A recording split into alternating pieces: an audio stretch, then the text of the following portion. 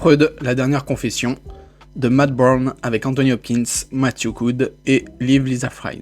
Ça raconte l'histoire des dernières années du psychologue, psychanalyste Sigmund Freud, donc qui se passe pendant la Seconde Guerre mondiale, juste avant, et en fait, pendant une journée, Freud va accepter l'interview d'un Anglais, qui va lui questionner sur plusieurs moments de sa vie, mais en fait, le sujet principal qui va tourner autour du film, ça va être la croyance en Dieu. Donc d'un côté, on va voir le journaliste qui est un fervent chrétien, et de l'autre, Freud qui renie l'existence de Dieu. Et donc voilà, il va y avoir un débat théologique, ou en tout cas philosophique, sur l'existence ou l'inexistence de Dieu.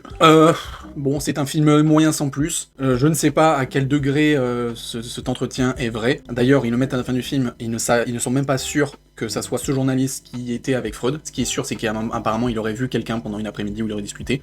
Mais donc voilà, si on ne sait même pas qui a discuté avec lui, ça veut dire que ce qui a été discuté est encore plus discutable. Mais sinon, c'est toujours intéressant d'avoir des débats là-dessus, sur ceux qui croient en Dieu, ceux qui ne croient pas en Dieu, les arguments qui sont mis des deux côtés. Pour ce petit côté-là, c'est intéressant. Anthony Hopkins y joue très bien. Après, voilà, comme je dis, sans plus, parce que...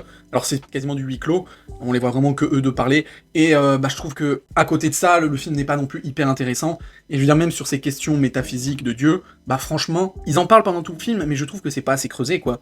En fait, il y a beaucoup de blabla sur, après, des événements de leur vie à eux, à chacun et tout ça, mais du coup, même le débat central sur cette existence ou non de Dieu, ils auraient pu approfondir beaucoup plus, quoi. Donc voilà, c'est pas un mauvais film, mais franchement, c'est pas non plus exceptionnel.